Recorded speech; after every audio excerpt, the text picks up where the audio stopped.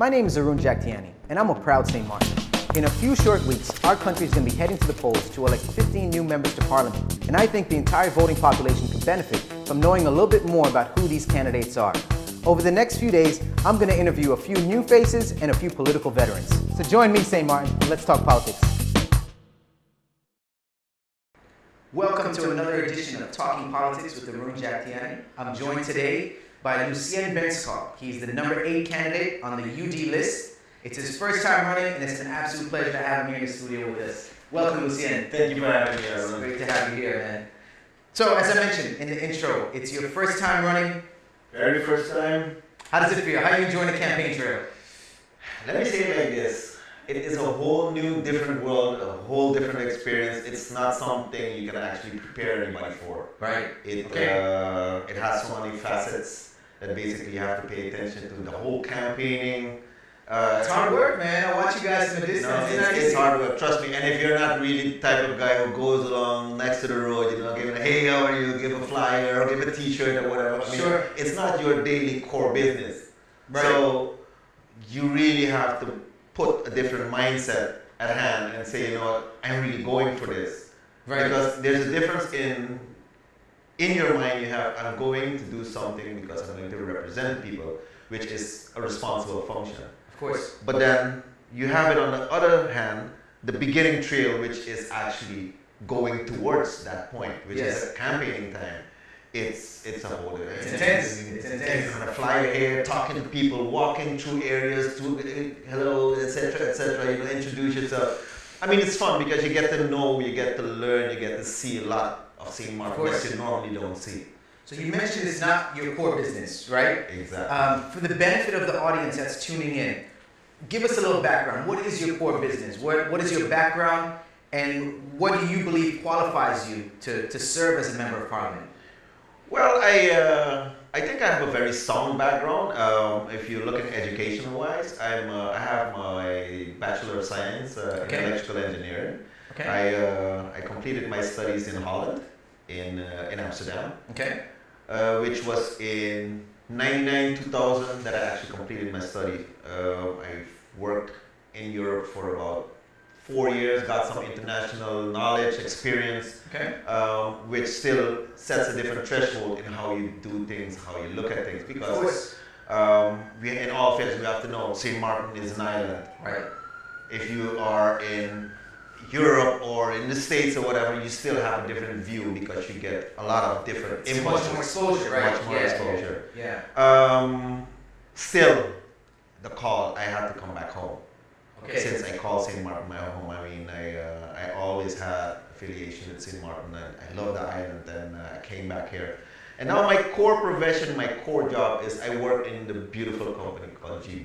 GB, okay. GB, yeah, the power to serve. The power to serve. The power to serve. So, you say the beautiful company GB, and because it is. It is, and I want to touch. There's definitely some negative commentary that follows GB. But before we touch on some of that, I have to give credit where credit is due. And if you look at how quickly the island recovered from Irma in terms of the electrical grid, and we saw what was happening in Puerto Rico at the same time, whereas Puerto Rico, a lot of neighborhoods went 6 months, 8 months. I don't even know if that island is 100% back on the grid. I don't know. Today, no.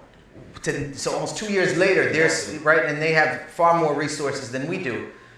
Whereas St. Martin, in most cases, I think most neighborhoods within a month, maybe 6 weeks in some extreme cases, maybe 2-3 months in the most of extreme. But definitely, by the end of 2017, I believe the island's grid was 100% back up, with most people getting power back within a month. Correct. And I have to give a tremendous amount of credit to the GB workers, and who we all may be guilty of sometime cursing GB when that power goes out. But I tell you what, when I saw the GB technician outside my house, it was about 3 weeks after the storm. I was so happy to see this dude, man, connecting our power. And I think a lot, again, the island citizens, we had debt of gratitude to GB for that. I mean, St. Martin people, however you twist it and turn it, we are very resilient people. Yes. When push comes to shove, we still really know how to bond together and make things work. I can remember a scenario since I was on the road from the day the hurricane hit, the day after, we all gathered, all the technical crews, we get together, we mounted up together, and like started to scout now. What are we going to do? We set it up, we set our crews everywhere, everybody went. And I can remember one case, I had a section in K Bay, that's in the back there by the US Laundry. And we had a transformer house we had to address it. It needed to be clean, checked out, inspected. There was a whole pile of garbage around it. You know, everybody, they cleaned the place and they put it around. Yes. So we came in a truck, ready to go and tackle it, and we say, hey guys, we can't do anything. We had some people over there say, guys, wait, don't go in there. The guy whistled, yo, come down in. You would not believe it, within 5 minutes, everything was gone. Nice. You know, there's a lot of testimonies like that from how the communities came together post hurricane. And again, I think we all have to tip our hats off. I think we all have some gratitude to GB. The guys work tirelessly. You can see it on their face. And you can see they were happy to say that we've given power back to the country. We also benefit from it as well, man, because we use the same power, the same water. Course, right? Yeah, exactly. Everybody gets it, we get it as well. So. Right. But now let's talk on the flip side of the positives, right, of GB. So, again, I think everyone on the Dutch side can relate to this. There's nothing more frustrating when the load shedding is going on, especially for those who don't have a generator. Definitely. And it interrupts business, it interrupts people's personal lives, quality of life. In this day and age, okay, with the exception of hurricane or extreme weather, that kind of stuff, but on a normal day, citizens expect to have power. And in this day and age, I believe the technology is there where we should have sustainable energy. Definitely. What can GB be doing better? It's not only what GB can be doing better, but it's a combination of what the whole philosophy and idea is. Also with government. GB is a government-owned company as well. Yes. Meaning, if you want to implement certain technologies, talking about renewable, sustainable energy, you also need to get consultation from the government. They have to give their input. Listen, we're doing this, we're not doing this. On St. Martin, we have one of the biggest challenges we have is property. Okay. If you want to think, the most applicable solution for St. Martin still is solar energy. The whole Caribbean, basically here around us, that's what you more or less do. We do not have consistent wind in order, for instance, to put wind turbines. Correct. We're not like Curacao, where you do that. Right. They have the constant wave Bonaire, they have the constant breeze, so it is reliable to put a source of energy production in the form of wind energy.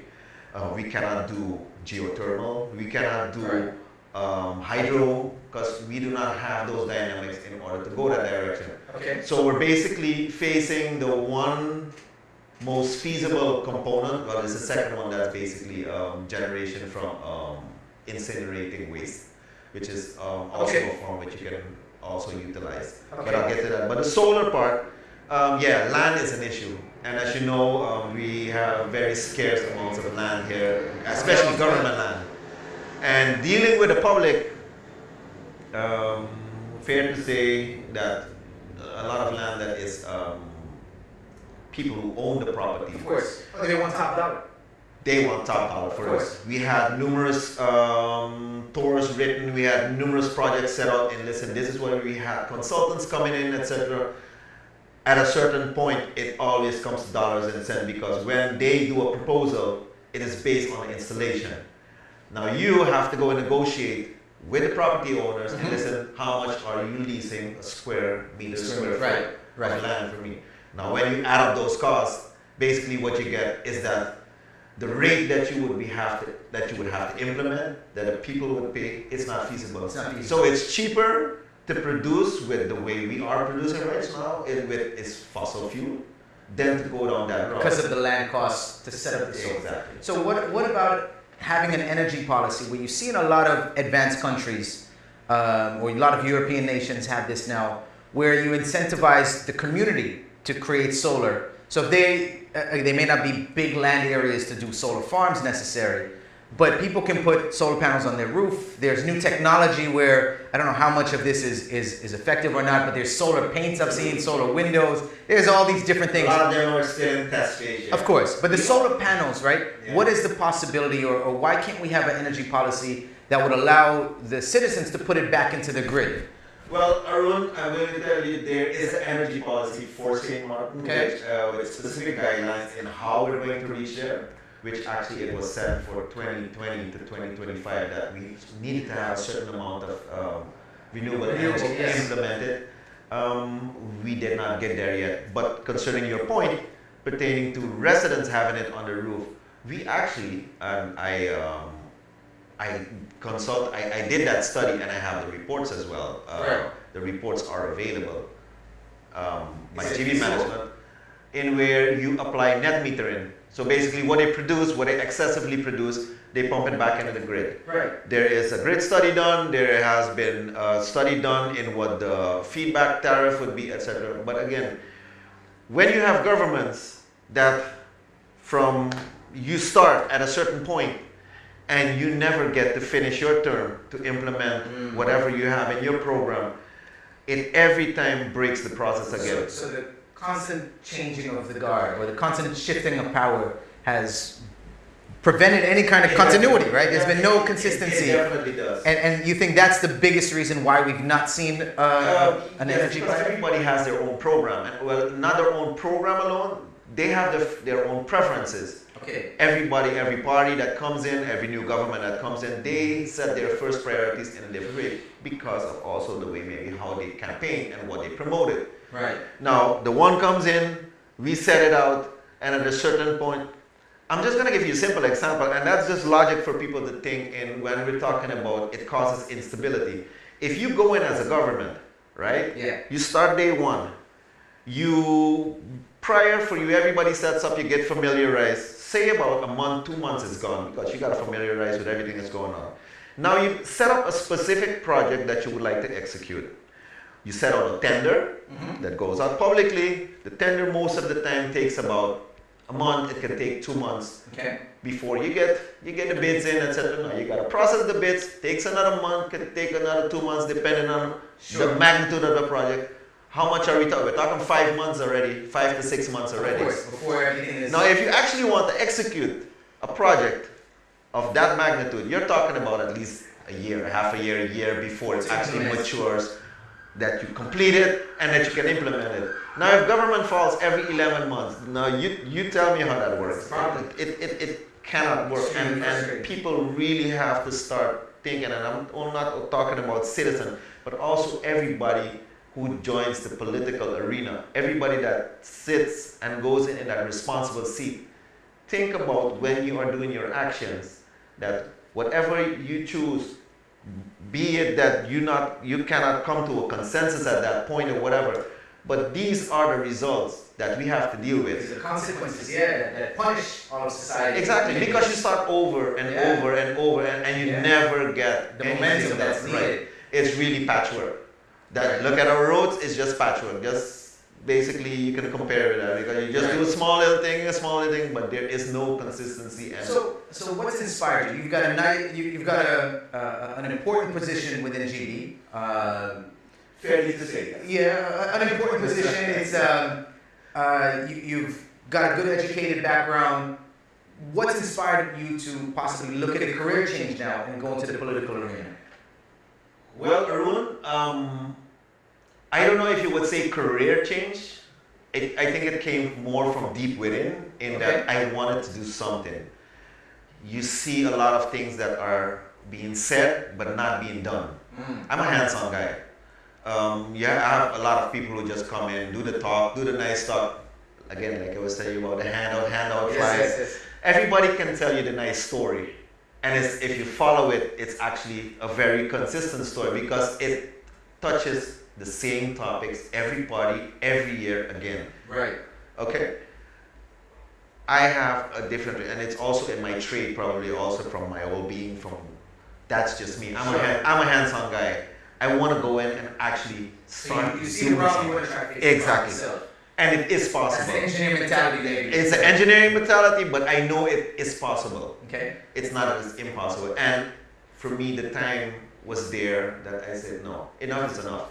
So as a new candidate in this arena, what made you choose the UD party? There's no shortage of political parties in St. Martin. Definitely not. What led you to the UD? The UD party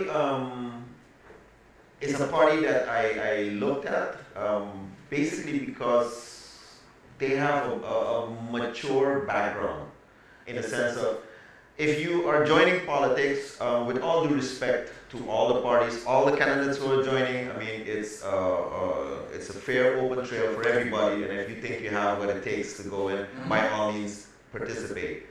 But I do believe that running a country and running a little topo shop there's a big gap in between. You do not go and say, hey, okay, I have a little store that I manage 2-3 people, and now I'm going to run a country. Now I can lead the whole country. Right. It doesn't work like that. And I think a lot of people have that misconception that, yeah, well, I did this before somewhere in the past, so now, no. There's a lot of knowledge behind it. And talking to several candidates, seasoned candidates, people who've been in politics for years, and if you listen to the in-depth conversations and the whole background that is also involved, what it all entails, I think you need more than just being a new face and a new candidate on it. And I saw that in UD. Also, it's not a big slate. We have 11 candidates. Yes. But everybody has their specific trade. We're talking from lawyers. You're talking from financial people. I mean, we have a very diverse but solid base in knowledge. Okay. Small core group of people who I believe can do the job. Okay. So if you're elected, yeah, and the people of St. Martin put their faith in you to serve, Which would be great. Parliament. What's at the top of your agenda? So day one, you go into Parliament. What is the first thing you want to accomplish? What would you want to accomplish? That's a very good. I would like to revitalize the whole image of our island. Okay. Okay, we have a core source of income, which is tourism. Yes. I don't know if you've been driving around St. Martin. I guess you do. You drive around every day. You're in the real estate as well, so you see what is going on. Now you mentally, you just draw a picture when you drive in from the harbor or from the airport, and you drive into St. Martin, and you just visualize and see what you see. I honestly, as much as I love St. Martin, it amazes me that tourists actually still choose to say, I'm coming to St. Martin. Okay. Okay? We have to change that. We have to change the mentality. We have to make sure that people start appreciating this place that we call home. Right. You know? Revitalize, we're talking about infrastructure. We're talking about the healthcare section, social home. You know how many people still don't have a roof over their heads? It's the shame. And for those that are fortunate enough, you know, who could afford it after the hurricane to get back on their feet, it is really heartfelt and heartbroken to see people who still, I mean, you cannot help everybody, but I do try. So how do we turn this image around? How do we reinvent the destination? What are some of the things that are critical for the island to start? I think we have to also start looking at diversifying our economy. Definitely. Yes. We have to diversify it. We cannot solely depend on our tourism sector. I have numerous stocks with different facets in the community. Sport tourism is one of them. Okay. I don't know if you recently saw the whole event they had at the Tailem parking lot where they brought in people from Curacao with these race cars and sports bike. It was a huge turnout. You have no idea how much potential we actually have on the island. Oh, absolutely, yeah. We have sport organizations, I'm talking soccer organizations, who deal with CONCACAF, who deal with FIFA. Sure. They are certified to actually execute, but they do not have the support from government. They don't have the authority or the resources. So all of those things, there's so many, it's $1 million industries that we are not utilizing. You heard as well that they're talking about, for instance, the topic of diversifying in legalizing marijuana. I'm glad you brought it up.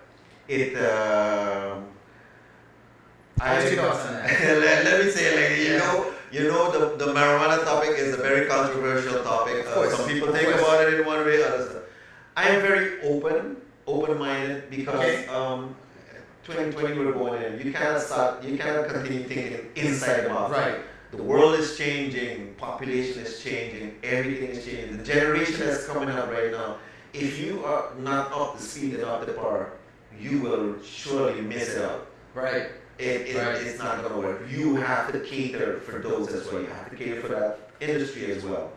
It is a $1 billion industry. Absolutely. Yeah. It's one of the fastest growing industries worldwide. But I do believe that you still, especially for recreational use, you still have to regulate it. It shouldn't be a free-for-all, and it's like, because you're trying to prevent to also get an image as St. Martin being the weed. Family-friendly destination, right? Family-friendly, but not the weed growing, that's, Right. Well, you talked about creating a new image. It has to be done strategically. Exactly. Right? You have to do everything. Everything you do in proportions is okay. Right. If you overdo something, that's when you run into problems. Right. So, but I will be the last one to say, listen, nope, stop that, that's where we're good. No. So you're open to diversifying. I am open, but again, I'm also a guy that looks at bringing in the information. Bring in the numbers. Let's tell you down. Let's break it down. See what it actually can mean for the island. Not that just saying we're going to leave. Just do it blindly and no. We're going to legalize it, and afterwards it's going to did more harm to the island. No, it's got to be strategically done. It has to have a strategic approach and how we're going to do this, and if it's going to be done, how we're going to tackle it. Very nice. Lucien, it's been an absolute pleasure speaking with you. In the interest of time, we've got to wrap this up, but I do want to wish you all the best on the campaign trail and also give you an opportunity to speak directly to the voters. So if you want to send a closing message to them and let them know what they should be thinking on January 9th. Sure, definitely. Voters, you know, I'm not the kind of guy who's going to tell you, vote for Lucien. No, that's not what I'm going to do. But what I will tell you is make a conscious vote. Make sure you go to vote. You have a right. Make sure you utilize your right. There's a lot of people in this world who do not have the opportunity to actually go and cast their vote. You can go out and you can make a change. Make sure you go out on the 9th of January. And believe it in me, I will make sure that I do what I have to do for you, St. Martin. Vote Lucien Benschop, candidate number 8 on the UD list. Thank you very much. Lucien, thank you so much for giving us your time. It's been an absolute pleasure speaking with you. I wish you much success in the campaign trail, man. Thank you very much. Thank you. And thank you to all the viewers that tuned in. We've got another episode coming at you tomorrow. And like always, we welcome your feedback in the comment section below. My name is Arun Jagtiani, and I'm a proud St. Martin. In a few short weeks, our country is going to be heading to the polls to elect 15 new members to Parliament, and I think the entire voting population can benefit from knowing a little bit more about who these candidates are. Over the next few days, I'm going to interview a few new faces and a few political veterans. So join me, St. Martin, let's talk politics.